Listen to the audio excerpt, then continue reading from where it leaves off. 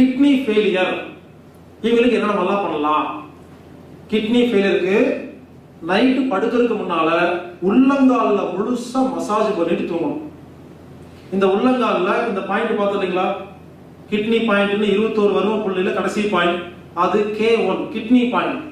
உள்ளங்கால் முழுசு மசாஜ் பண்ணிட்டு அந்த இடத்துல பாருங்க, இந்த இடத்துல ஒரு 50 முறை வலது பக்கம் 50 முறை இடது பக்கம் மசாஜ் பண்ணிட்டு போட்டு தூங்க சொல்லுங்க. எப்பேற்பட்ட கிட்னி ஃபெயிலியர் குணமாகுங்க. 1. 2, இந்த சுண்டு விரல் இருக்கு இல்லைங்களா, அதுக்கு பக்கத்துல நகம் இருக்கு இல்லையா, சுண்டு விரல் நகம், நகத்துல அவுட்டர்ல ஆள்காட்டி விரல் வச்சு ஒரு 50 முறை வலது பக்கம் 50 முறை இடது பக்கம் காலையில எந்திரிச்சு மசாஜ் பண்ணணும். செஞ்சு என்ன தெரியுங்களா, மூத்திரம் வராம இருக்கிற ஒரு கிட்னி 6 செகண்ட் மூத்திரம் வந்துடும். யாருக்காவது வயிறு ஒப்பி, தாத்தா பாட்டி யாராவது வயிறு ஒப்பி கிட்னி ஃபெயிலியர்ல உயிருக்கு ஆபத்துல ஏதாவது எமர்ஜென்சி ஏதாவது இருந்துச்சுன்னா அவங்க படுத்துருக்காங்க இல்லைங்களா, நீங்க போய் அந்த சுண்டு விரல்ல மட்டும் மசாஜ் பண்ணி கண்ணை மூடி என் உடம்புல இருக்கிற பிராணசக்தி இந்த இடத்துல வழியே உடம்புக்குள்ள போகுதுன்னு நினைச்சு பாருங்க. நினைச்சுன்னு மூத்திரம் வந்துருங்க. இதுக்கு சிம்பிளஸ்ட் வே. நகத்துக்கு அவுட்டர்ல, நகத்துக்கு பக்கத்துல இருக்கு சதையில, நகக்கண்ணு முடியுது இல்லைங்களா, அது பக்கத்துல அந்த ஏரியா பண்ணா போதுங்க. சுண்டு விரல், கால் சுண்டு விரல்ல நகம் முடிஞ்சவங்க இருக்கிற அந்த அவுட்டர் சைடுல மசாஜ் பண்ணா போதுங்க. இந்த இடம் என்ன தெரியுமா, கழிவு நீக்க புள்ளிங்க. இதெல்லாம் ஞாபகம் வச்சுக்கங்க. மென்சஸ் போகல, 30 நாள் ஆச்சு, 28 நாள் ஆச்சு, மென்சஸ் போகல, இங்க மசாஜ் வழி வரைக்கும் மென்சஸ் உடனே வெளியே வந்துடும். கழிவு நீக்கம், நமது உடம்பில் கழிவு அதிகமா இருந்து வெளியே வராம தவிச்சிட்டு இருந்துச்சுன்னா இந்த பாயிண்ட் டச் பண்ணா எப்பேற்பட்ட கழிவு வெளியே வருங்க. சைடு 2 கால்ல பண்ணலாம் பாருங்க. இந்த இடம் அதாவது நகம் அரைநட் நல்லா மாதிரி இருக்கு இல்லைங்களா, அந்த கார்னர், அவுட்டர் கார்னர், கீழ் பக்கத்துல கார்னர். புரிஞ்சுங்களா? ஓகே. இல்ல கடைசியா வேணா வந்து பாருங்க. நீங்க மத்தவங்க எல்லாம் பண்ணலாங்க. ஒருத்தர் படுக்க வச்சுக்கிட்டு நீங்க அந்த இடத்துல நான் தொடரலாம் மாட்டேன், அப்படி ஒரு இன்ச்சு தள்ளிட்டு விரல வச்சா போதுங்க, பவர் கொடுக்க முடியும். இதுக்கு பேர் தான் touch healing, pranic healing, touch healing இருக்குங்க. அந்த இடத்துல தொடரலாம் வேண்டாம், அப்படி பக்கத்துல போய் வச்சா போது என் கையில் இருந்து அது போல நல்லா தெரியும். ஏன்னா அதெல்லாம் பிராக்டிஸ் பண்ணிருக்கோம், அதெல்லாம் பயிற்சி நிறைய பண்ணிருக்கிறோம், நிறைய பேருக்கு ட்ரீட்மெண்ட் கொடுத்துருக்கோம். அடுத்தது கிட்னி ஃபெயிலியர் யாருக்காவது இருந்தா இந்த தண்ணி குடிக்கிறது பத்தி சொன்ன பாத்தீங்களா, தண்ணி எவ்வளவு குடிக்கணும், என்ன குடிக்கணும்னு. பிளைன் வாட்டர் தான் குடிக்கணும், சப்பி குடிக்கணும், மெதுவா குடிக்கணும், அளவா குடிக்கணும், தண்ணியை மட்டும் கட் பண்ணணும். அப்புறம் உப்பு, கல்லுப்பு தான் சாப்பிடணும், வறுத்து தான் சாப்பிடணும். அவங்க நாக்குல எவ்வளவு உப்பு தேவைப்படுதோ கரெக்டா சாப்பிடணுங்க, மிஸ் பண்ணக்கூடாது. கொஞ்சமாவும் சாப்பிடக்கூடாது, அதிகமா சாப்பிடக்கூடாது.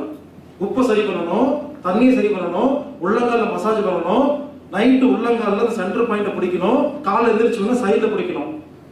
இதை விட முக்கியமான விஷயம் என்னன்னா, மழை தண்ணிய டெய்லி குடிச்சா எப்பேற்பட்ட கிட்னியும் அப்படி சரியா போயிடும். நிறைய ஸ்டாப் பண்ணிடலாம். மழை பெய்யுது இல்லைங்களா, ரெயின் வாட்டர், முதல்ல மழை பெய்யும் போது முதல் 5 நிமிஷம் விட்டுறணும். ஏன்னா அது கெமிக்கல்லாம் வரும், தூசு அழுக்கு எல்லாம். முதல் 5 நிமிஷம் விட்டுட்டு அதுக்கப்புறம் நிறைய பாத்திரம் எல்லாம் வச்சு டைரக்டா பிடிக்கணும்.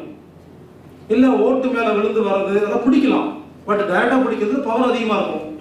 ஓட்டு மேல விழுந்து வரதா இருந்தா முதல் 5 நிமிஷம் குப்பையெல்லாம் வந்து முடிச்ச உடனே அதுக்கப்புறமா வேற அழுக்கெல்லாம் இல்லாம இருந்துச்சுன்னா ஓட்டு தண்ணி, இந்த வீட்டுக்கு மேல இருக்க தண்ணி பிடிக்கலாம், சுத்தமா இருக்கான்னு பாத்துக்கோங்க.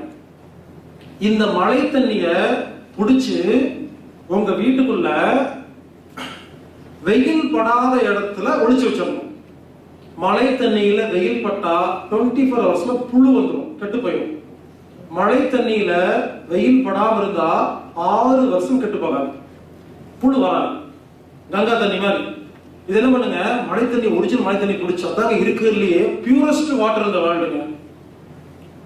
அத ஒரு ட்ரம்ல மூடி போட்டு நல்லா டைட்டா கட்டி இருட்டான, அவங்க வீட்லயே இருட்டான ரூம் இருக்கு இல்லையா, அங்க கட்டிட்டு வச்சிருக்கேன். சூரிய வெளிச்சம் படா பாத்துக்கங்க, கை படா பாத்துக்கங்க. இப்படி நிறைய தண்ணி எடுக்கணும். ஒரு தடவை மழை வந்துச்சுன்னா நீங்க வேணா ட்ரம் வேணா புதுசா வாங்கிக்கணும், வாங்கி ஃபுல் ஸ்டாக் ஏத்திடணும். ஏத்திட்டு யாருக்கு கிட்னி ஃபெயிலியர் இருக்கோ, மூத்திரம் அதிகமா போயிட்டு இருக்கோ, இந்த மாதிரி சிறுநீர் சம்பந்தப்பட்ட மூத்திரப்பை சம்பந்தப்பட்ட எந்த நோய் இருந்தாலும் அவங்க தண்ணி குடிக்கணும், அதான் குடிக்கணுங்க.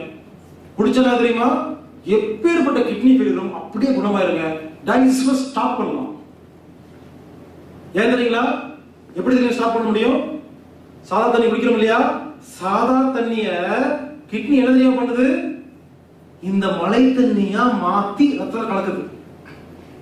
மழை தண்ணி குடிச்சா கிட்னிக்கு வேலையே இல்லை.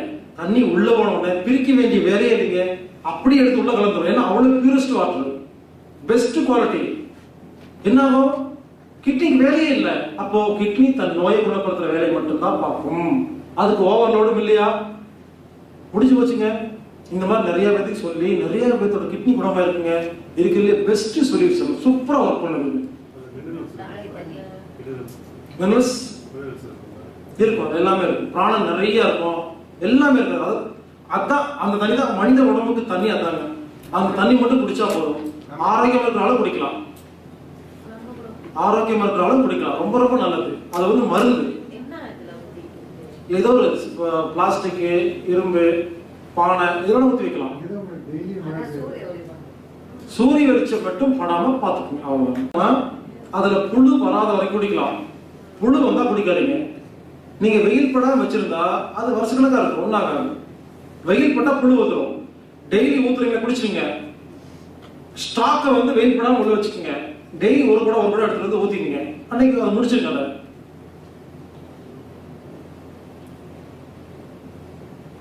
அப்புறம் இந்த கிட்னி ஃபெயிலியர் இருக்கிறவங்க கொய்யாப்பழம் சாப்பிடுங்கன்னு சொல்லுவாங்க. உண்மையிலேயே கொய்யாப்பழம் மட்டும்தான் சாப்பிடக்கூடாது.